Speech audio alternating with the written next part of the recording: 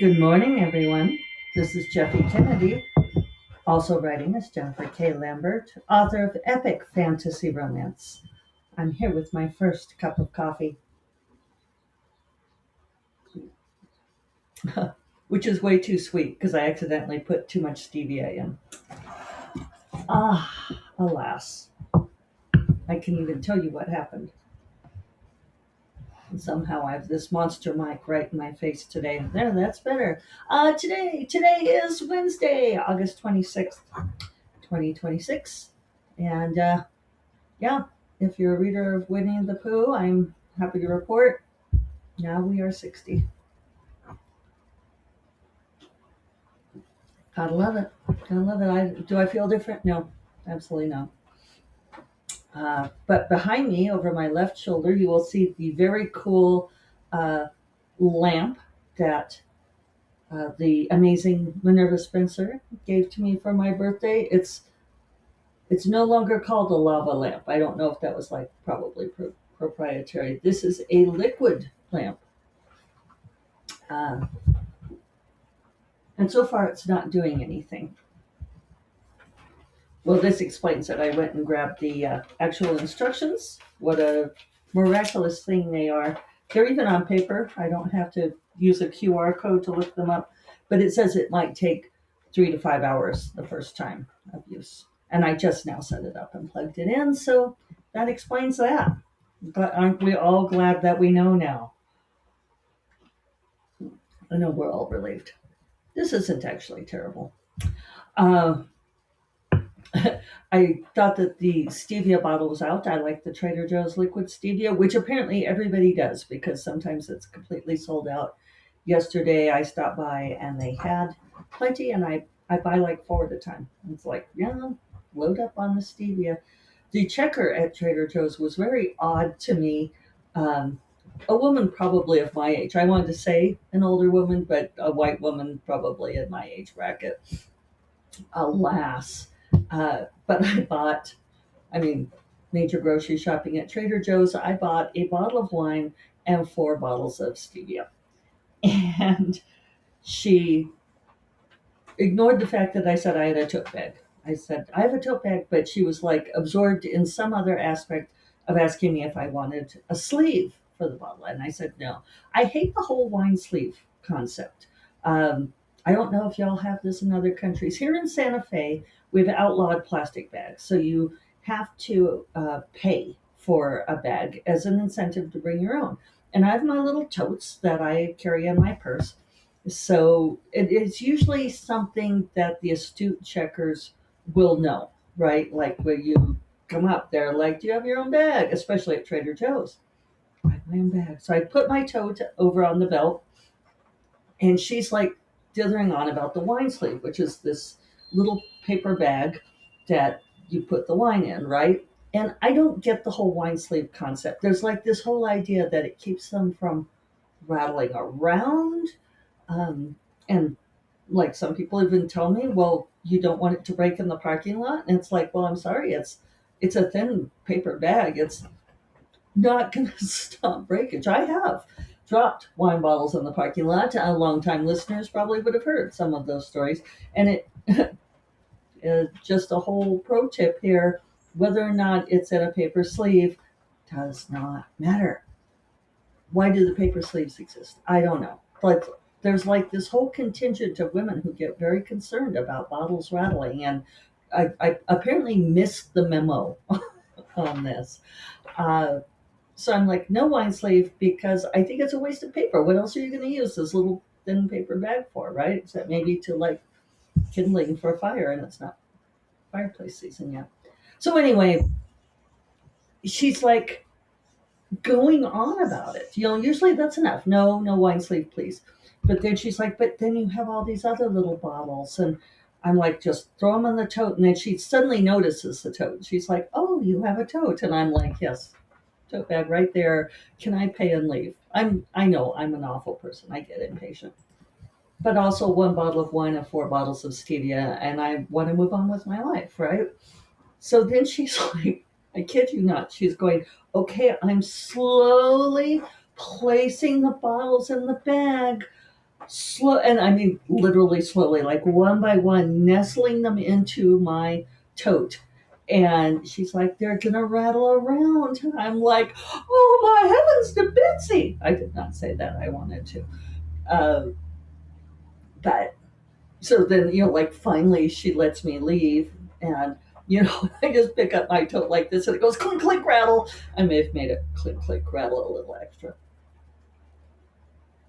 Anyway, for the record, I think I've only broken wine bottles in the parking lot twice in my life, and once was that whole total wine debacle with the box bottom of the box falling out, which was not my fault. The other time I tripped, and it was an uneven parking lot. What can I say? But that is not what I am here to talk to you about today. I actually have several industry pertinent topics on my list. We'll see if I get to them all. I want to talk to you about more generative AI nonsense, authors, and these thought leaders. Thought leaders. Oh my God. I also want to talk about a certain author who talked about her business and going from being a six-figure author to basically nothing. And I want to talk to you about craft and business and how the industry works. How are all these people who are like, ugh, I'm sputtering already. Which things shall we talk about first? Well, I think I have not a lot to say about the generative AI and thought leaders for once. Reference previous episodes ranting for the last couple of years. I was just reading about how so many of these consulting companies that consider themselves thought leaders, and it's like, is there a more empty phrase than this? A thought leader. I'm a thought leader. It's like, I'm sorry. I feel like anyone who's truly intelligent would never want to be considered to be a thought leader. I feel like any person who could string a couple of thoughts together would be embarrassed to be called a thought leader. Who's We're like leading other people's thoughts. And I'm sure there are women who do this too, but this just feels like a very manly white man thing to do, right? Let me lead your thoughts. Well, it turns out that they're like plugging their thoughts, which they think are profound and amazing. And spoiler, I don't think they are, especially because they're plugging them into these generative AI things like Claude and ChatGPT and what have you, and generating these articles. And then they're all now starting to reference each other's articles. So these thought leaders are actually thought followers and Ouroboros eating the tail. And I mean, it was always nonsense. And I feel like now it's transcended into utter nonsense. Existential, exponential nonsense. I also saw an author the other day on Facebook putting out a warning to younger authors, which I feel like is always a red flag, except that I do it too. But when I do it, I'm smart and I'm leading your thoughts. So anyway, this person was complaining that she saw some event saying that authors who are using generative AI to, in any part of their writing or cover design or marketing, uh, are not welcome at the event. That she does, that she supports creatives and artists and does not support generative AI because it's empty headed thievery, right? I really respect this event person. I kind of wish I knew who it was, but there's more than this person. Anyway, the author was complaining that the event coordinator said that they would go and look at the author's social media, and if they saw any evidence of generative AI use, that person would not be accepted. So, of course, this immediately leads to the cries of A, false accusations. It's like, well, how can we defend ourselves against false accusations? Immediately followed by B, and besides, what if I do use it? That should be my business decision. And it's like, okay, so you're using it, but you're mad that somebody's calling you out on it. And some of the comments, I did not comment, I just unfriended because I don't want to be friends with someone like that. And they're saying it's hard enough to be an author and have a business and telling us we can't access a tool that everybody's using anyway. Edit. Not everybody is using it. And then trying to claim that they're being discriminated against. Well, I don't think that this event can tell me how to run my business. Okay, listen, hon. I'm sorry, I'm clearly annoyed about this. The Trader Joe's checker, I mean, it just has all set me off. Uh, Listen, hon, no one is telling you how to run your business. This is like this confusion about free speech, right? Where people are like, oh, my free speech is being oppressed. It's like, no, no, no. You can say whatever you want to say. Other people don't have to listen. Other people don't have to agree, right? This is how the world works. You can run your business however you want. That doesn't mean that we have to support your business. It doesn't mean that we have to connect our business to your business. And in fact, it might make us decide, no, I'm not connecting my business to your business. Um, this, like, I've chosen to do this thing that I know is controversial, and I'm upset that other people are holding me to count on this. I'm sorry. This is how the world works. So another thing that happened is this author posted a Substack post about how they had gone from being a six-figure author to making basically nothing. And they didn't know how it had happened to them, except that they had been skunked by the TikTok algorithm, and how difficult this is because they are now having to use Instacart or work as an Instacart person, Instacarter. I don't know, uh, and run an OnlyFans account to make ends meet. So then a little bit more of the story emerges. And yes, I did go and read the Substack because the person had been making like $15,000 a month and was now making less than 1,000. One thing they said was, I've done everything I'm supposed to do. I published a novel and two novellas this year, and it hasn't made a difference. And it's like, well, that's not everything you're supposed to do, right? There are so many things to unpack here. One of which is, if you're really trying to hit the algorithms, if you're counting on Kindle Unlimited page reads, which this person was, and a lot of people are, uh, publishing one novel and two novellas is not enough. People are publishing longer books every 60 days, and I am not recommending this approach. In fact, I am cautioning against it because I tried to do this for a while. It worked. It did make me money when I needed money. It was also exhausting and burned me out. And I'm not not the only person who experienced this. Catering to the algorithm is, getting on that hamster wheel and uh, whistling to the Bezos tune, right? The other way to do it is to write really good books. Oh, God, I've always said I hate that advice, and now it's just slipped out of my mouth. Oh, I'm so ashamed. I'm so embarrassed. Okay, but I do want to talk about this.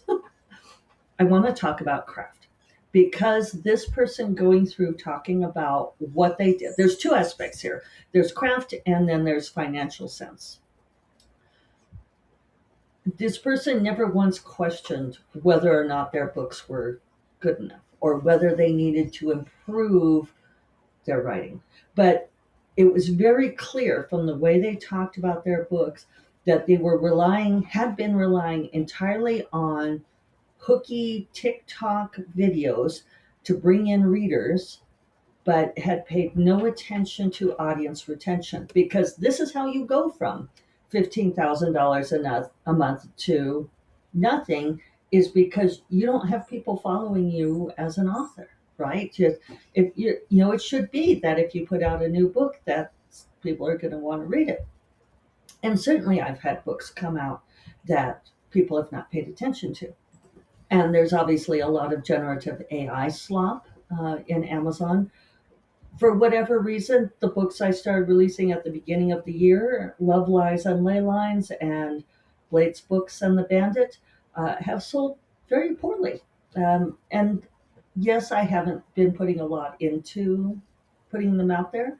I do have a really good audience. Thank you, all of you. But for some reason, these books haven't caught on. I like people aren't seeing them. It's too weirdly cross genre. It's too much of a departure. I don't know. I'm not too fussed about it because I have I have a big backlist. I have other books that are selling well. No, thank you, Among the Thorns and Never the Roses. Uh, but yeah, sometimes books don't sell well. But if you are not retaining audience, then something to look at is your craft. And I feel like it's almost even worse than unfashionable, anti fashionable these days to talk about the quality of the story. Like, oh, that shouldn't matter, and it's like, well, yes, but a book has to be more than a collection of books. And I did go and look at this person's most popular book had 333 ratings on Amazon. And this was at the height of when they were making money. Uh, and I looked at the lowest ratings, and the comments were all craft related. And I will be the first to tell you, don't read your reviews. But at some point, you do have to be aware if people are saying that the craft is not there in your books. It's not sustainable. And that's clearly what happened here. The person went off the cliff. And I'm sorry for it. It sucks. But yeah, that can happen. The other side of this is the financial. And I know I keep threatening to do this, but I would really love to do. I was thinking about even doing it Labor Day weekend. Let me know if you're interested. I was thinking about trying to do the master class on world building and maybe a class on finances for authors because this person did not make smart decisions. They quit their day job. I mean, we all want to quit our day job. It's the dream, it's the goal. It's rarely wise. It's really hard. They quit their day job. They bought a house, bought a car, paid off their student loans, and then stopped making money on their books. And so now they're having to do Instacart and OnlyFans. And yeah, I mean, sometimes you're just going to have to hustle. And it sucks. And I'm sorry. I wish that there was an entry level position that authors could get. And, like we need our royal patrons. And then, like a career ladder that you can follow that, like you get a nice little cost of living increase each year plus a bonus. That would be great. It's not how the industry works. And ignoring that fact leads you to peril. And it leads you to this kind of peril. Um, One of the things that you have to keep in mind if you are making a living as a creative where people are opting into buying your product. I'm sorry to call it a product, but it is. That is something that is for their pleasure, right? So they don't need it. They don't need your book. They want your book. If they are opting in, they can very easily opt out. And in times of economic stress like we're in now, all the things, right? People are more likely to opt out, even if they have a Kindle Unlimited subscription, right? Where they're essentially like supposed to be reading for free, but time is also limited, right? So you cannot count on making the same money next month as you made this month. You have to plan ahead on these things. Increasing your mortgage, buying a new car. I mean, maybe this person really needed the car. Paying off student loans. I know that that's something people really want to be able to do, but generally, student loan interest rates are fairly low compared to, say, a mortgage rate. And you have to weigh these things. You have to get good at the percentages and the math. And if you don't know, then you get the financial advice. So, so that's my rant on those things. I will probably talk about it more, but yeah, that's my deal for today.